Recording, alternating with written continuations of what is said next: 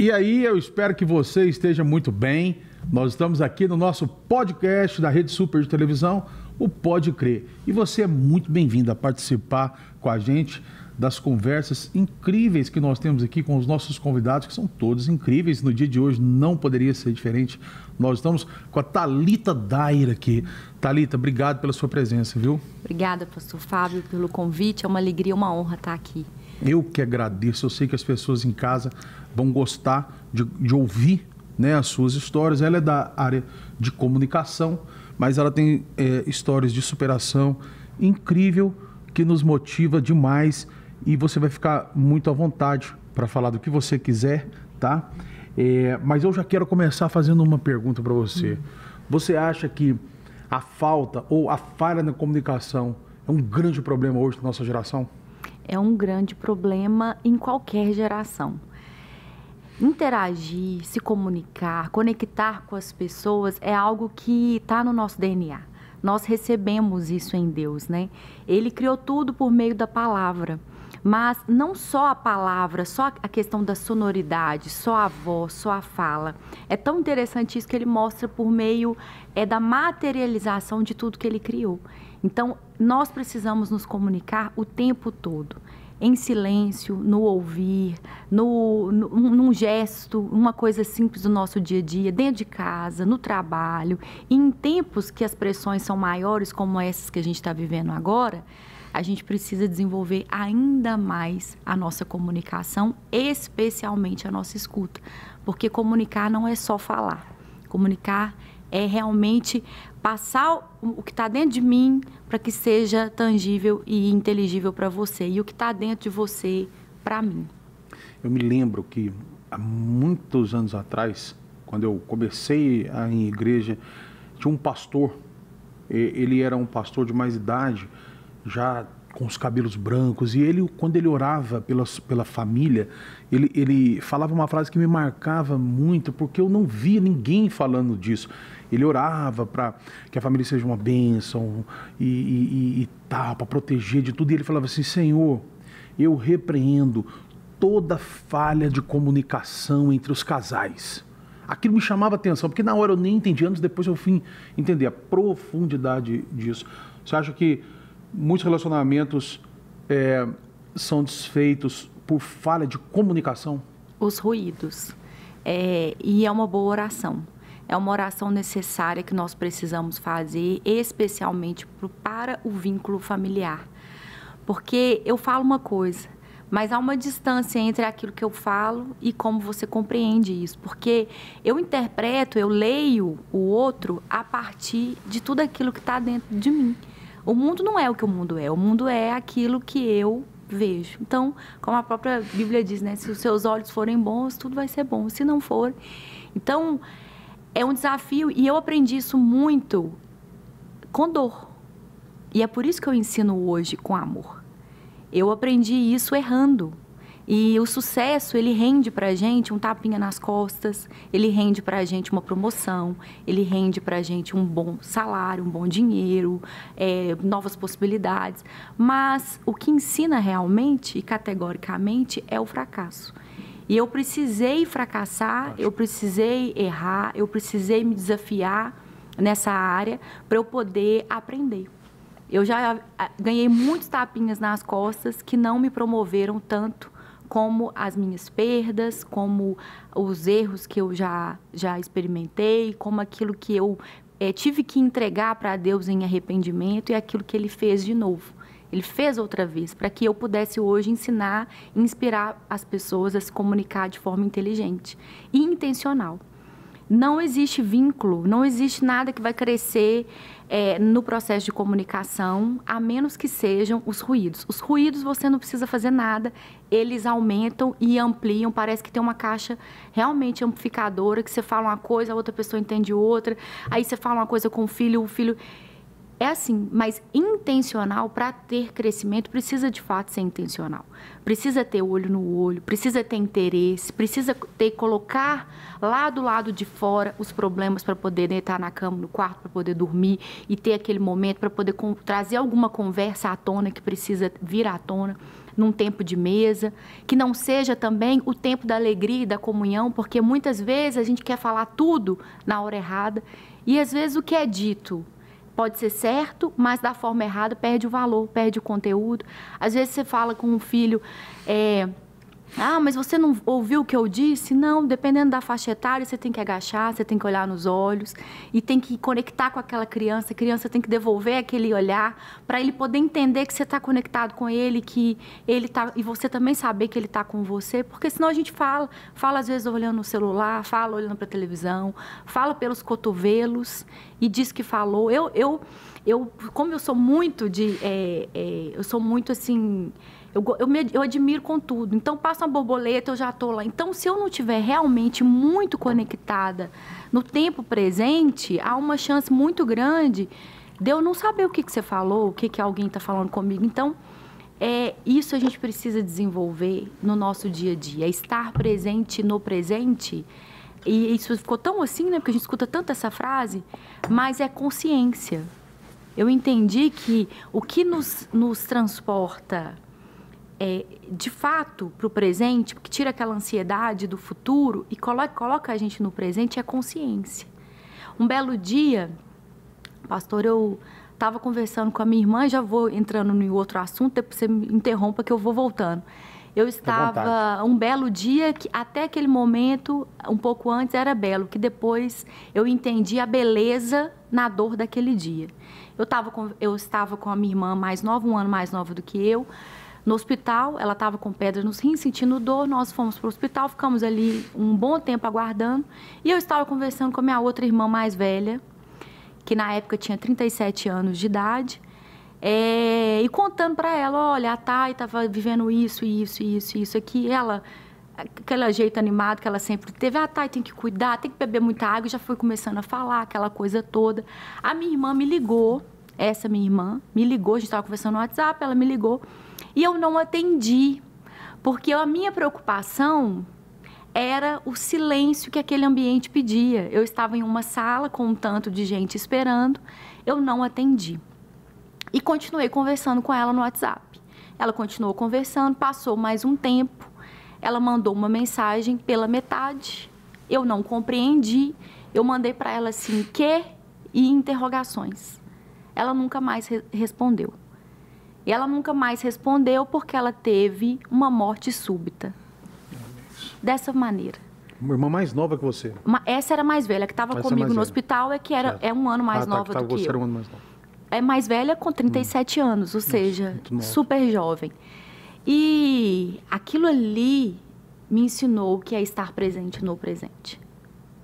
Até então, para mim era uma frase que a gente escuta... Sim. E que não representava a profundidade do valor que isso tem para mim hoje. É por isso que eu falo muito sobre estar inteiro no processo de comunicação. Quanto tempo depois que ela te mandou essa mensagem que você ficou sabendo que ela tinha morrido? Mais ou menos 3 horas. Mais ou menos 3 horas depois? 3 horas, mais ou menos, 3 horas, 3 a 4 horas. Nesse tempo você chegou a passar pela sua cabeça, podia ter acontecido alguma coisa? Ou você achou que ela tinha Quantas conversas nós começamos no WhatsApp e nós não concluímos? Quantos assuntos a gente deixa para depois?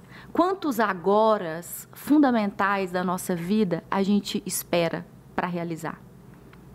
Então, eu achei que esse era um a mais desse. Que ela ia, porque a gente tem hábito de conversar muito, né, no telefone, hoje em dia, por mensagem, a gente conversa o tempo todo, e a gente tem o hábito de emendar uma conversa na outra, né? Então, é como se uma conversa nunca tivesse acabado. E aquela conversa acabou ali, em 19 de agosto de 2018. Olha, só muito pouco tempo. E nós largamos tudo lá no hospital, pedimos para tirar, vamos sair, vamos embora. E eu fiz a travessia, uma das mais longas da minha vida. De lá para cá, eu fiz outras, também muito longas. E é isso. Hoje eu entendo que é difícil a gente externar isso e explicar isso, porque está tão dentro de mim, mas eu gostaria que estivesse cada vez mais próximo do máximo de pessoas que eu puder compartilhar isso. Eu só tenho, e o senhor tem, você, sim, esse momento aqui agora. Então, por que você faz o que você faz? Por que você marca um dia, um tempo para você ouvir uma história, para você compartilhar essas experiências? Por que você trabalha onde você trabalha? Por que você vai aos lugares que você vai? Por que você se conecta com as pessoas que você se conecta? Porque a nossa ausência, ela é muito cara em alguns lugares.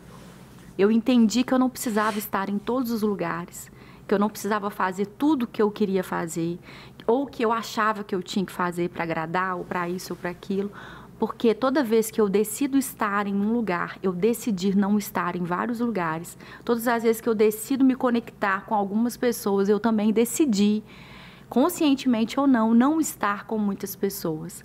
E de lá para cá eu tenho vivido processos desafiadores, intensos, mas maravilhosos, de realmente fazer escolhas mais conscientes.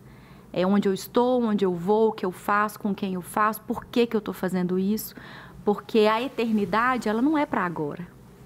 A eternidade é para o maior encontro das nossas vidas, para a maior conversa das nossas vidas, para as histórias mais incríveis que a gente pode viver com Jesus.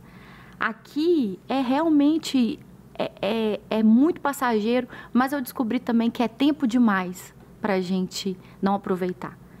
Então, eu tenho tentado ser mais intencional nos meus encontros, nas minhas conversas, nas respostas que eu dou. Embora muitas vezes algumas ficam pela metade, eu espero que elas fiquem não com o quê, mas com um eu te amo, que eu aprendi a falar muito mais do que eu já falava, com estou com saudade, ou você é importante. É isso. Olha só. Olha, ouvindo né, esse relato, esse testemunho seu, a gente sabe, a gente consegue, sabe não, mas a gente consegue pelo menos imaginar o trauma, a dor que é passar por uma situação dessa, né, de perder uma irmã dessa maneira. Isso para você, pelo fato de você estar conversando com ela no momento que ela veio a falecer, não ter terminado essa conversa, isso trouxe para você, assim, naquele momento, algum sentimento de culpa, alguma coisa passou pela sua cabeça de falar, não, eu devia estar com ela ali, eu devia ter ligado, eu devia ter falado, alguma coisa assim? As fases do luto, elas compreendem a fase da culpa. E você pode ter sido a melhor irmã, o melhor marido, a melhor filha. Você vai passar por essa fase. É uma condição inerente ao ser humano. Eu não sei, Deus deve ter uma explicação clara para isso, mas é natural a gente sentir. E o fato de eu ter sido uma irmã muito presente e dela ter sido uma irmã muito presente na minha vida, tornou isso mais suave com o passar do tempo. Na época, eu desencadeei uma síndrome do pânico, que eu não sabia o que era, e eu tinha todos os sintomas, e de estar numa célula, num grupo pequeno, 10 pessoas, 12 pessoas, e parecia que eu estava com uma multidão, e querer ir embora, e muito suor, e passava mal mesmo. É uma coisa que eu não sei explicar. Sim. Aqui a sensação é que a blusa está levantando, sim, de tão acelerada que a gente fica. E isso não foi depois da morte dela? Isso foi logo na sequência. Então, assim, os primeiros 40 dias foram os principais sintomas, né? Assim, da síndrome do pânico. Descreve alguns sintomas pra gente. Então, assim, essa sudorese muito grande, dificuldade de dormir, dificuldade de ficar longe das pessoas que eu amo. A palpitação, sim, que ela é uma tipo coisa... É muito assim, que você acha que você vai morrer mesmo. Sim. E você tem a sensação, fisicamente, você tem a sensação que sua blusa está levantando, está todo mundo vendo. Sim. Mas não tem nada acontecendo. É só dentro de você. Uhum. É como se a pressão externa estivesse totalmente incoerente com a interna. Correto. Então, é um tsunami dentro da gente. E você descobriu isso mesmo antes de você tratar? Porque, às vezes... pessoas descobrem que elas tiveram uma síndrome, uma coisa, depois de muito tempo já passou, ela ouve um relato e fala, nossa, eu tive isso aí. Não, o meu, como foram temáticas que eu gosto muito, assim, de entender, eu sempre aprendi, sempre li sobre isso, eu sempre gostei de pensar, por que a gente pensa assim? Por que a gente vive assim? Essas perguntas mesmo. Então, eram questões que eu já tinha conteúdo sobre isso. Eu já trazia conteúdo. Sempre me envolvia em época de Setembro Amarelo, ações que estavam ligadas a essas pautas.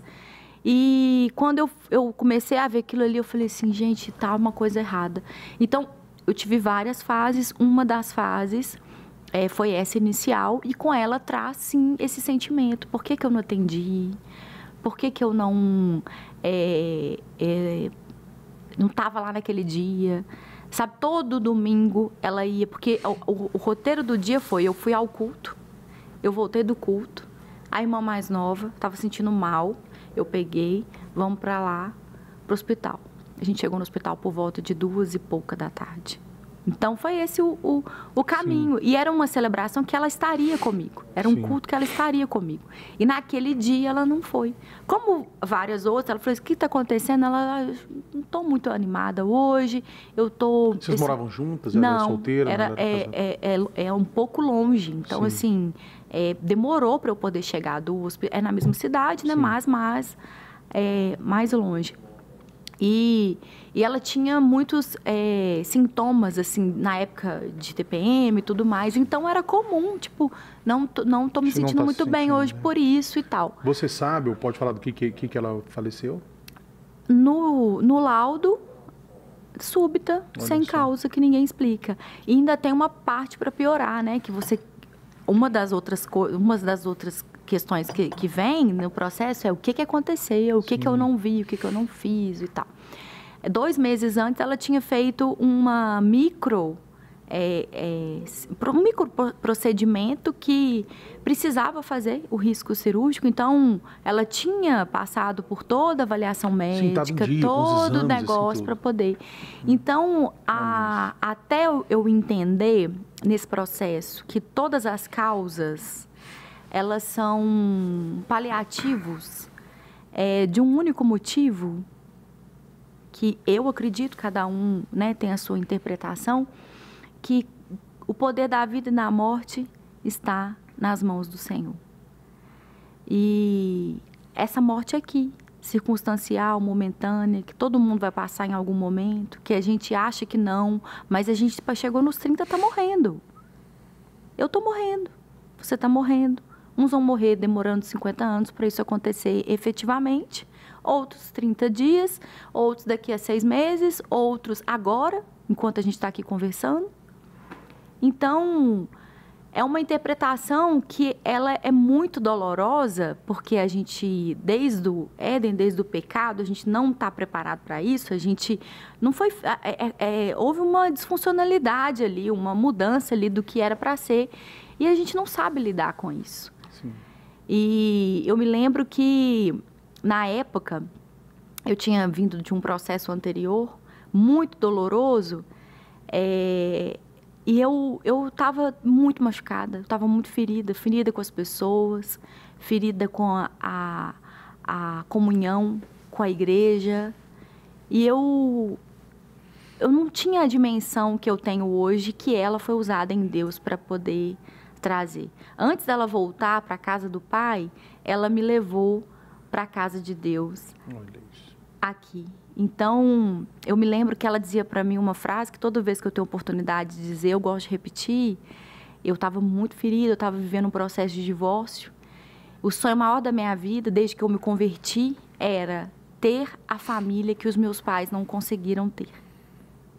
E quando você não consegue realizar isso, eu sentia que era como se... Não sei te explicar, é um fracasso, que você não tem forma, você perde, porque era tão real para mim ser que quando isso se quebrou, eu não era ninguém. Então, eu falava com ela, mas eu tô tão triste, eu não sei, eu não tô aguentando, eu não quero. Ela falava, a igreja é o melhor lugar para você estar. Olha só. E ela repetia isso todas as vezes. E eu fui em todos os eventos de adoração, todos os eventos de louvor, tudo que tinha lá na igreja, eu ia. E eu fui indo, e Deus foi transformando. Um mês antes dela falecer, eu faço parte da família Power Church, aqui no bairro Padre Eustáquio. E um mês antes dela falecer, eu fui inserida no grupo da igreja por ter passado pelo bem-vindo, pela recepção na igreja. Ela pegou o print e ela mandou o print para mim e falou: eu estava esperando esse dia chegar. Olha só. E um mês depois, praticamente 15 dias ou menos do aniversário dela, que ela falou: eu queria um bolo da Jazz Chocolate, o bolo dela é maravilhoso, que não sei o que, aquele trem. Eu não sabia que ela queria. Ela falava do bolo para outras pessoas, sim, eu não sabia. Foi o aniversário dela, eu fui lá, encomendei o bolo. Quando ela viu aquele bolo enorme, aquele trem, a gente comemorou na igreja, num evento de mulheres, numa segunda-feira.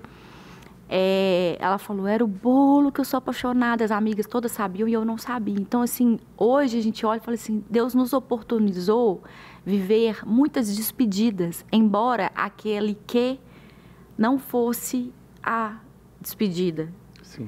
Então, eu vivi isso. Uma semana antes, no domingo anterior, eu estava brigando com ela, no bom sentido de dizer: vamos ficar lá em casa comigo. Você passa lá essa semana comigo, domingo que vem a gente... Não, porque eu tenho minhas coisas, que não sei o quê, o jeitinho que ela falava. E eu falei assim: gente, eu estava brigando para ter mais tempo com ela. Ela sabia que eu brigava para ter mais tempo com ela. Sim. Então, hoje, fica para a gente essa reflexão, né? Será que a gente está brigando para ter mais tempo com quem a gente ama? Brigando para perdoar mais rápido? Brigando para resolver a situação? Ou a gente está brigando para levantar discussões, para problematizar soluções, para eu ter razão? Porque no mundo que eu tenho sempre a razão é um mundo que eu vivo sozinha. Não tem como eu viver num mundo coletivo com as pessoas que eu tenho sempre a razão. Uma hora você vai ter, outra hora eu tenho, e cada hora assim vai.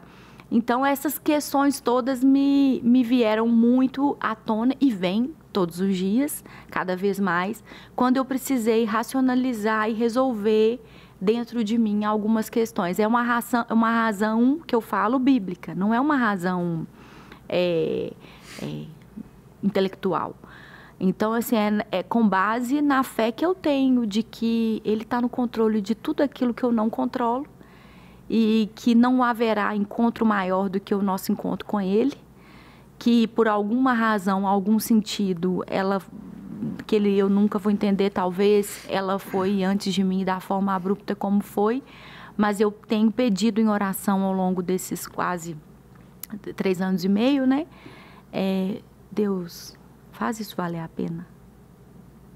Eu sou muito difícil, eu tenho que aprender muita coisa, eu tenho que melhorar muita coisa. Tem coisa em mim que nem eu sei, eu falo: Deus, mas como que pode? Mas não deixa eu me tornar uma pessoa amarga, não me deixa ser uma pessoa que não ama, que não perdoa, que não acolhe, que não fica mais fácil de lidar, porque eu não posso ficar mais difícil de lidar, eu tenho que ficar melhor, Deus. Isso aqui tem que produzir algum fruto, porque o Senhor diz que a árvore que der bom fruto, ela está conectada no Senhor, e a árvore que não der, ela não está, e se ela não está, ela pode ser arrancada.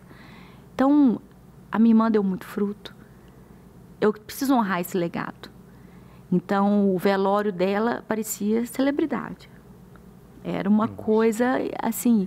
Eu nunca vi tanta criança num velório. Ela tinha filhos? Não. O procedimento que ela fez, ela ficou toda empolgada: agora eu posso ter filhos. E ela teve muitos filhos espirituais, sim, muitos filhos que ela ajudou, pais a criar. Sempre foi de escola bíblica, sempre foi, sabe, de criança. E eu nunca vi um velório com tanta criança e um velório que passou tanta gente. Parecia que era realmente uma personalidade. Era uma pessoa amada. E era muito amada. E uma personalidade realmente, celebridade no reino. Sim. Porque a minha irmã não deixou posses, não deixou um alto cargo em uma empresa, CEO de mais uma história honrosa, um legado de amor, de alegria. Você não via minha irmã triste em cenário nenhum, empregada, desempregada, ganhando muito, ganhando pouco, você não via, uma pessoa alegre, uma pessoa cativante, uma pessoa generosa, uma pessoa abundante em todos os sentidos, e deixou esse legado que eu preciso honrar. Então, em um tempo que a gente está vivendo, que passamos tantas perdas, né, como essas, tão caras para nós, inerentes à pandemia e tudo mais, eu acredito que é possível seguir uma vida que honre a vida honrosa que os nossos amados que partiram para o Senhor tiveram. Uma vida que, quando alguém lembra assim, é irmã de fulana, que joia, nossa, ela parece com aquela pessoa. Eu quero ser parecida com ela, sim, porque ela parecia com Jesus. Olha, no meio de tantas histórias, né, e tantas coisas que você passou por um divórcio, você enfrentou esse sentimento tão triste, dolorido, que é, né, perder uma pessoa tão próxima. E eu sei que você perdeu sua mãe também, né?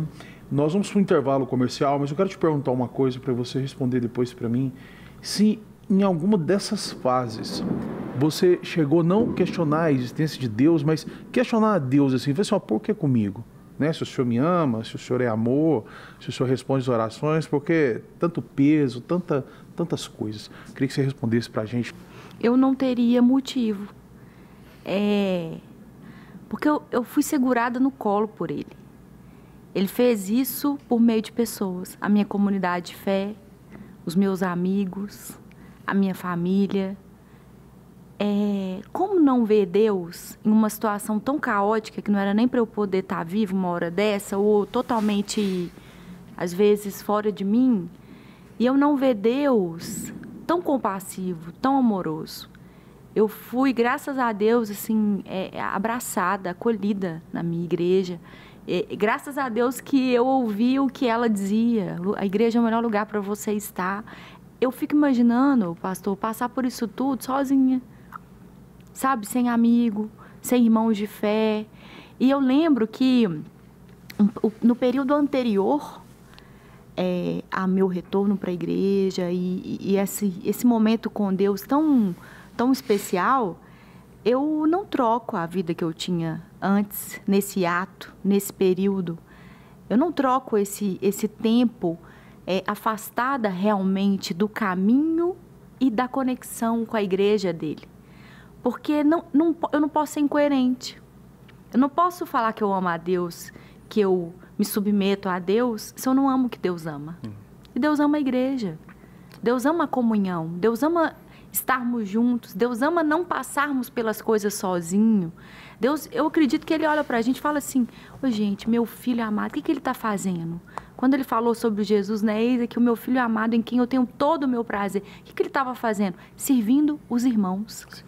Então, quando eu sirvo os irmãos ou quando eu sou servida pelos irmãos, eu acho que Ele olha para a gente e sorri.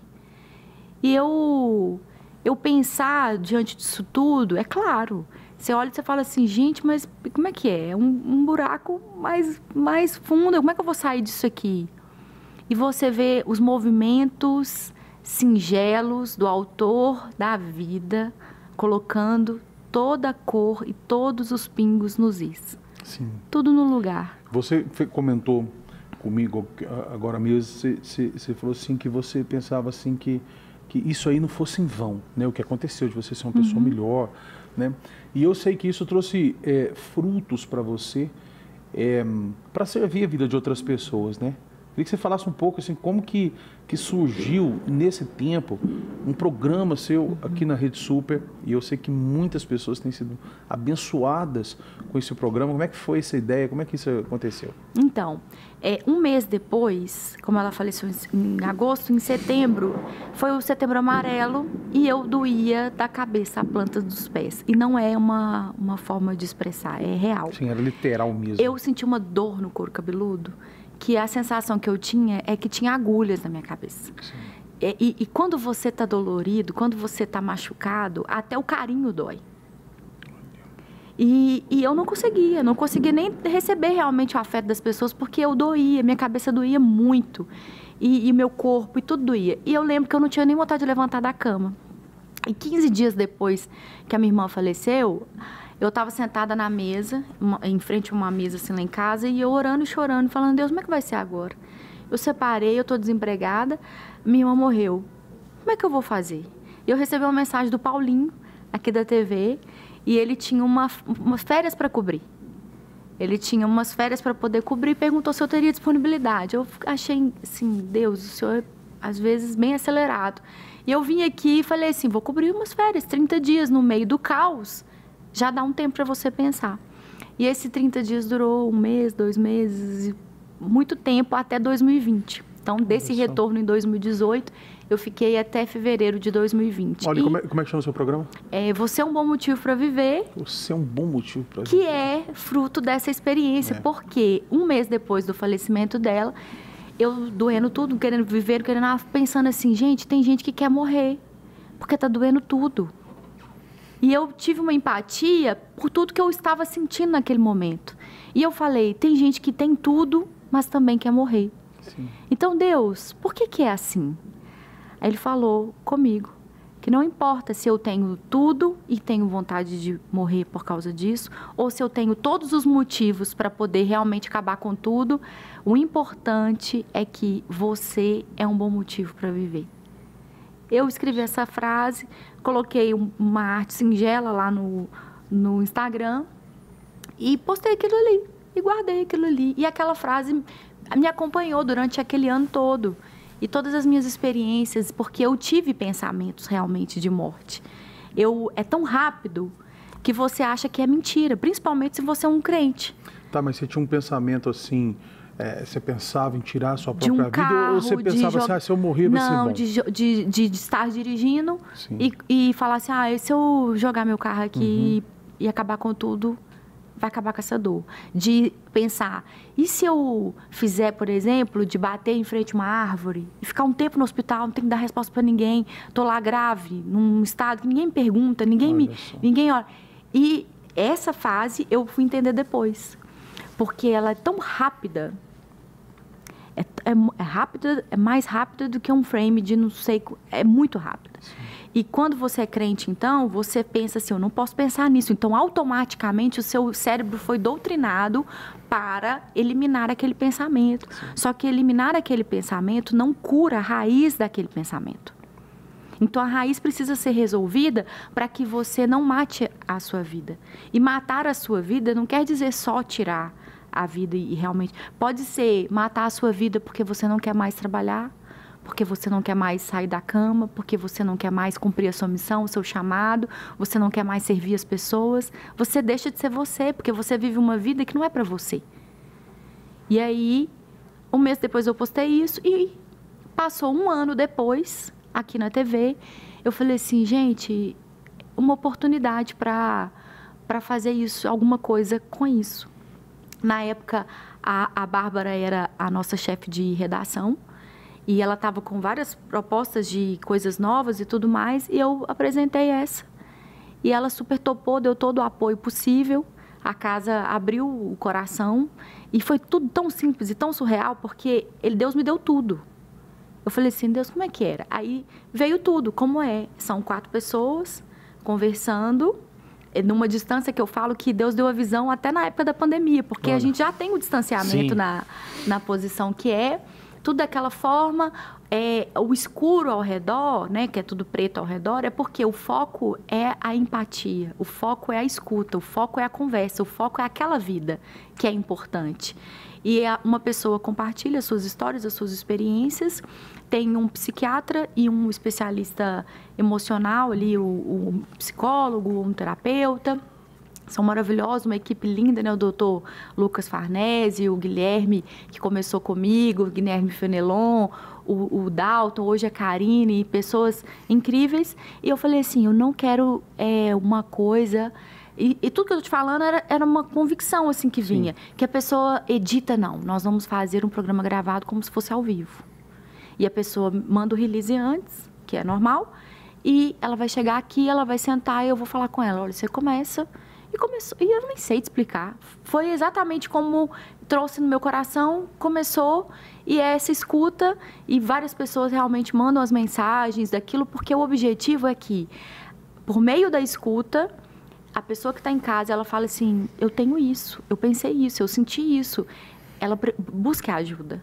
O fundamento desse programa é mostrar que crente tem câncer, tem dor de barriga, tem dor de cabeça, mas também tem depressão, também tem síndrome do pânico, também tem pensamentos suicidas. E é um tripé, o corpo, a alma e o espírito. Se uma dessas bases não estiver forte, tudo vai perecer. Não tem como um corpo fragilizado ficar num espírito forte, assim como não tem um espírito forte num corpo fraco. Nós somos integrais. Então, é essa proposta do programa que nasceu dessa experiência. Na época, era uma série, por isso que eu chamo de série.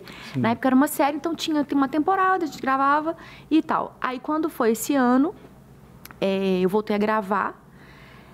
Por quê? Ano passado, o Carlos já tinha me convidado, vem para poder gravar e tal, o espaço está aberto quando você quiser. E eu, meio que naquela pandemia, aquele negócio protelando isso. Dia 12 de janeiro deste ano, minha mãe faleceu um pouco mais de 24 horas depois do diagnóstico de Covid. Eu fiz quase 30 minutos de massagem cardíaca na minha mãe. Então, assim, uma cena muito dolorosa. Hoje, que são os processos de cura, né? A gente consegue falar, mas é muito maluco, porque você não imagina. E você tá ali, você faz a massagem, eu falo alguma coisa, ela não vai me escutar. E será que eu tenho... Outra vez, e isso eu falei com Deus, eu falei, Deus, outra vez o Senhor me coloca diante de uma situação que eu penso 1000 possibilidades que eu poderia ter feito. E você já sabia, quando aconteceu isso entre você e sua mãe, que tem muito pouco tempo, né? Da sua irmã já tem pouco tempo, isso é 2018, sua mãe foi agora em janeiro, minha né? mãe foi. Desse ano, então tem muito pouco tempo. De 12 de janeiro. Nesse momento que aconteceu isso com a sua mãe, foi em decorrência do Covid? Foi em decorrência de duas coisas, que é o que eu gosto de explicar. Minha mãe tinha um histórico de mais de 20 anos de uma fragilidade emocional muito grande. E aí casou também com a causa do programa. Porque essa pauta, ela sempre foi importante para mim, porque eu falo assim, como sofre quem tem e como sofre o entorno. E eu não tinha as informações que hoje, mais de 20 anos se passaram, a gente tem. Nós temos acesso a muita informação. O que nós fazemos com isso, né? Mas sua mãe tinha um quadro depressivo? Juntava tudo. De personalidade, a depressão, era bem misturado. E como na época que ela teve os primeiros sintomas, nós não tínhamos a estrutura para ter os diagnósticos que a gente tem hoje e tudo mais. Ao longo dos anos, isso foi muito prejudicado. Nos primeiros anos, pensava-se muito, é uma questão espiritual, é uma coisa assim. Então, quando você consegue ter a dimensão que a gente tem hoje sobre a dor, né, você consegue ajudar mais as pessoas. É importante, assim, desculpa te cortar, assim, mas eu queria só pincelar a importância, né, de você falar desse assunto abertamente, assim, porque muitas pessoas que estão sofrendo e de repente sua mãe pode ter sofrido muito, né? Sem conseguir se abrir, porque infelizmente no nosso meio, e eu falo na condição, no privilégio que Deus me deu de estar ali pastoreando na Lagoinha, a gente tem uma tendência no nosso meio, se a gente não vigiar, de quase que manipular a mente das pessoas para que seja, no meio cristão, inaceitável ela pensar que ela pode ter uma depressão ou uma ansiedade, porque se ela pensar nisso, automaticamente eu vou julgar que ela ou é afastado de Deus, ou é endemoniado, ou qualquer outra coisa, né? Então eu não posso, eu tenho que preparar minha mente assim para falar assim, não, olha, na igreja, se eu falar que eu estou com depressão, eles vão achar que eu estou em pecado, eles vão achar que eu parei de orar, que eu parei de jejuar. E aí a gente vem descobrindo ao longo dos anos, quebrando esses preconceitos, paradigmas, que não é nada disso, né? Que isso é uma doença que as pessoas podem estar conectadas com Deus e sofrendo desse mal sem conseguir ajuda, sem conseguir se abrir. E a necessidade de... Você acha que isso pode ter acontecido com sua mãe? Isso total, e é muito doloroso mesmo, dói na alma, dói no espírito, dói no corpo, doeu para ela, doeu para mim, doeu para toda a nossa família, e ficam os reflexos disso. Então, quando eu falo, eu quero que minha vida valha a pena, que faça sentido para ajudar, porque até a função do pastor precisa ser reinterpretada. As pessoas tinham um pensamento que o pastor tem que aguentar tudo, que o pastor tem que receber todas as informações, que tudo é o pastor que tem que resolver. Não. Os problemas da alma, os problemas emocionais precisam ser trabalhados com especialistas para isso. Para isso que Deus deu inteligência para psiquiatras, para psicólogos, para educadores físicos, para várias... O pastor, a missão é levar aquele coração ao coração de Jesus. É ser realmente um representante de Jesus na terra, ensinar o caminho. Então, assim, porque muitas sobrecargas eram, vou levar para o pastor vai resolver. Então, como é que o pastor também pensava? Por isso que a gente tem um índice altíssimo de suicídio entre pastores, e a gente fala muito sobre isso, para poder humanizar o pastor, porque não é Deus e não é semideus. É um ser humano com emoções, com dificuldades, com problemas, com questões, como qualquer outra pessoa. Então, como que o pastor pensa? Nem eu posso ter depressão. Porque eu falei para aquela ovelha que ela vai orar. E se ela vai orar, Deus vai responder. Como é que eu vou falar com ela que a minha situação é diferente? Mas não. As coisas espirituais se discernem espiritualmente. Algumas coisas precisam ser feitas no natural. E Deus, Ele opera no natural aquilo que Ele está movendo no espiritual. Então, quando você vai a uma sessão, por exemplo, de terapia, vou contar uma experiência que eu vivi. Eu estava numa dessas sessões pós-separação, na terapia, e eu conversando, igual a gente está aqui, eu falando, de repente, parece que tudo calou para mim, nem eu conseguia falar mais. Ele estava falando, aquela coisa toda, e Deus me mostrou a salinha há mais de 24 anos, há mais de 20 anos, na verdade, que eu sofri um abuso na infância. Ele me mostrou a sala. E tinha apagado da sua memória. Não, eu já sabia dessa história toda, eu achei que já estava tudo resolvido depois que eu converti. Eu já falei sobre isso em alguns programas, né? Porque eu sofri o abuso, eu comecei a trabalhar muito nova. Você tinha quantos anos? Mais ou menos de 12 para 13 anos. Sim. Então, assim, era muito nova. Aquele contexto todo, porque como eu expliquei, né, meus pais separaram, aquele negócio todo, eu queria suprir um tanto de coisa, e depois que eu casei, eu queria ter o casamento que eu não vi nos meus pais.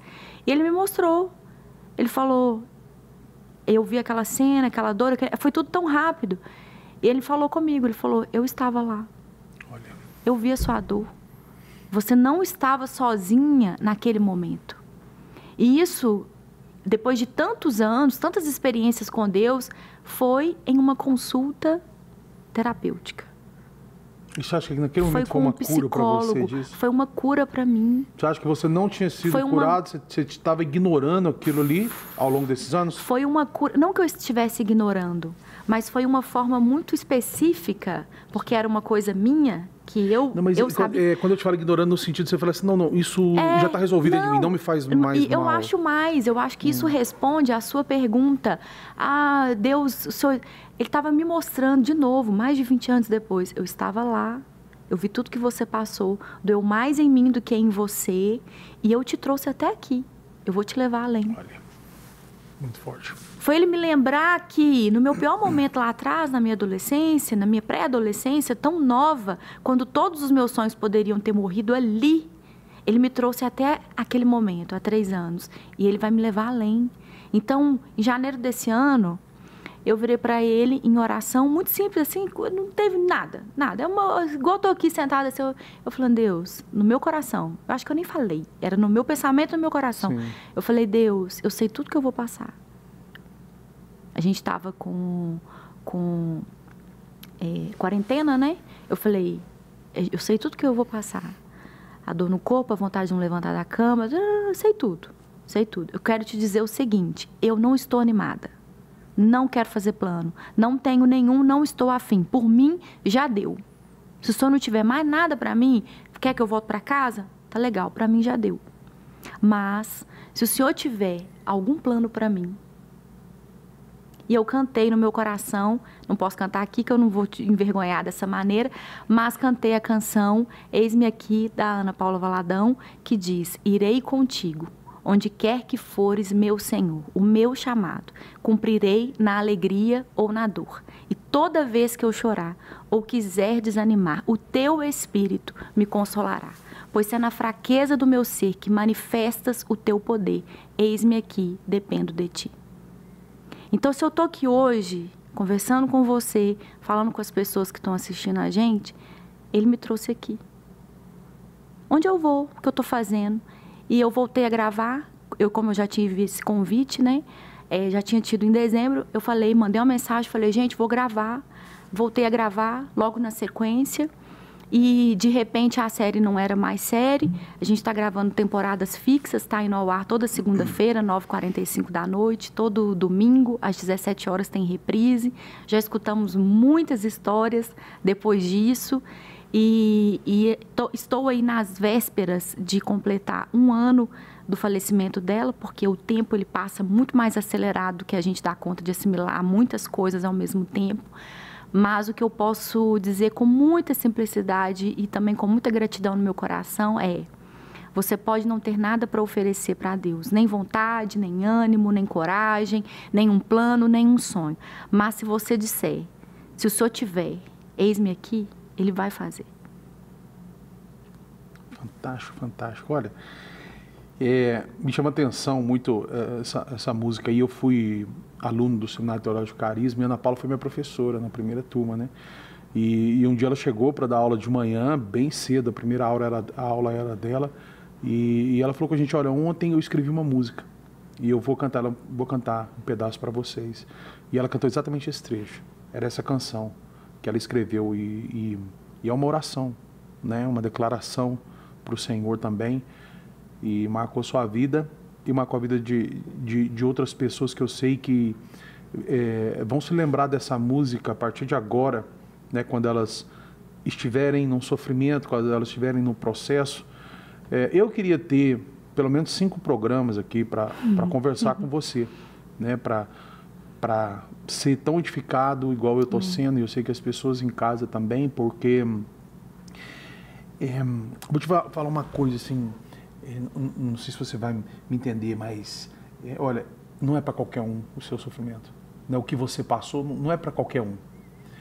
Eu não vou dizer que dizer assim, romantizar o sofrimento, falar você é uma pessoa especial, não é isso, mas olha, Deus, Ele realmente sabe quem tem condição de passar por um processo desse e quem não tem, né? Então isso mostra como você é uma mulher forte, como você é uma mulher que Deus cuidou, né? Que Deus acalentou, que Deus realmente segurou no colo, igual você disse.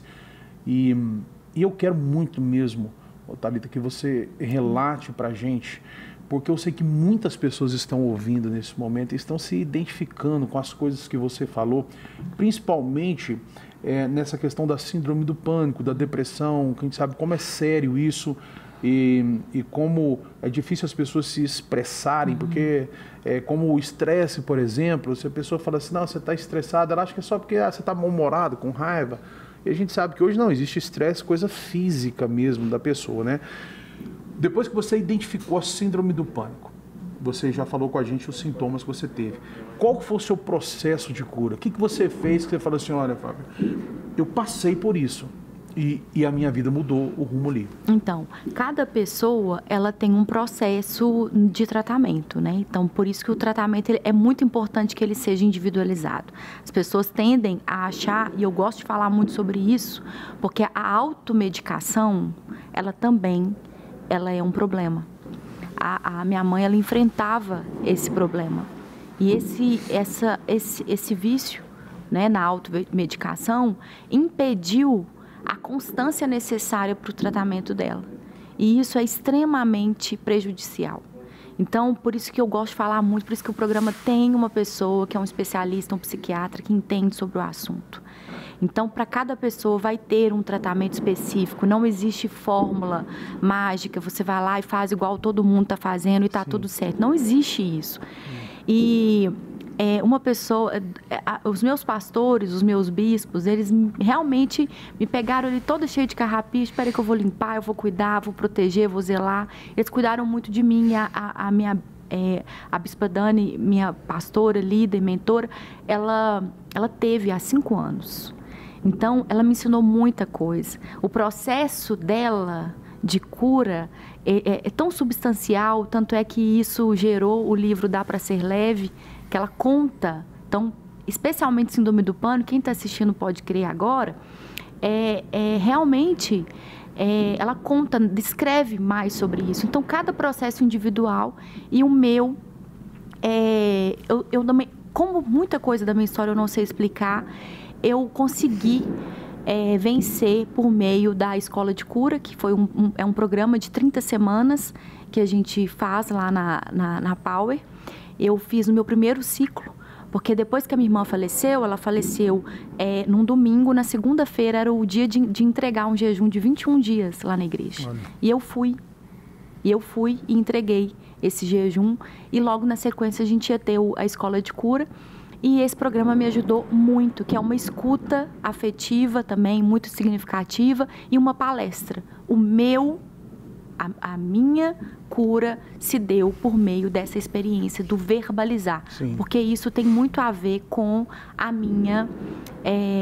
o meu jeito. Eu preciso falar. Se eu não falo, porque eu sou muito comunicativa, se eu não falar eu vou morrer. Então isso foi muito significativo. E outra coisa, não negligenciar as pequenas rotinas. A minha irmã, eu abri os olhos, na época eu deixava ela no trabalho e vinha para cá para a TV. Eu abri os olhos, ela olhava para mim, vamos levantar, a mais nova, né? A gente morava junto, vamos levantar, e eu só falava assim, oh meu Deus, não tenho vontade. E eu escutava a minha vizinha de baixo, que sofreu um acidente muito pequenininha, ela queimou grande parte do corpo, perdeu a visão, tem várias situações, e ela toca lindamente piano. Olha. Eu não sei te explicar. Desde 2018 eu escuto pela manhã, todos os dias, ela tocando, ensaiando. Gente. E aí eu contei para ela essa experiência. Hoje ela já sabe, a Luísa é uma bênção na minha vida. E Deus falava comigo, se a Luísa não desistiu, você não pode desistir. Na época, ele falava, se ela não desistiu, você não pode desistir. Porque eu não conhecia a Luísa. E aí depois a gente ficou se conhecendo e tal. E hoje a gente brinca, que ela me motiva de lá. E eu mando mensagem para ela, Luísa, você me animou essa semana? E ela fala, então eu posso dizer o mesmo, que eu estava desanimada aqui para ensaiar. E ela é disciplinada, ela ensaia todos os dias. E aquilo ali foi me dando. Então eu comecei a fazer, Pastor Fábio, desde 2018, coisas que eu não gosto de fazer, coisas que eu não quero fazer. E como o bispo Carlos fala, ele diz, só criança faz o que quer. E eu precisei crescer nesse período. Então eu comecei a fazer coisas que eu não quero.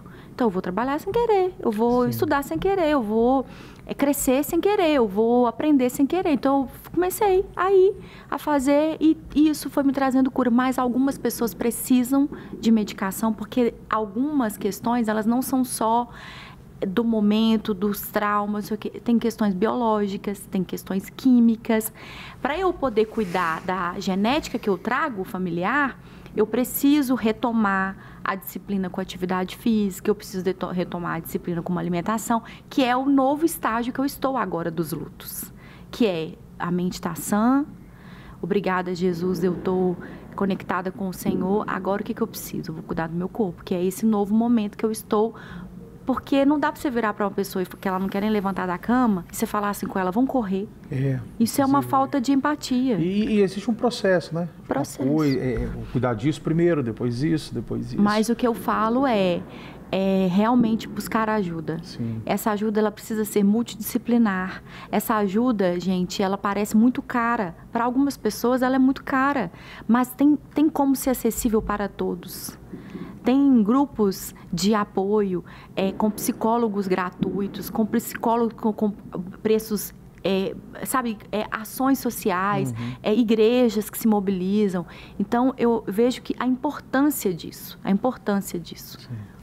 Olha, sensacional, esse bate-papo com você aqui foi incrível, Thalita. Eu aprendi muito, fui muito edificado, sei que as pessoas que estão em casa também.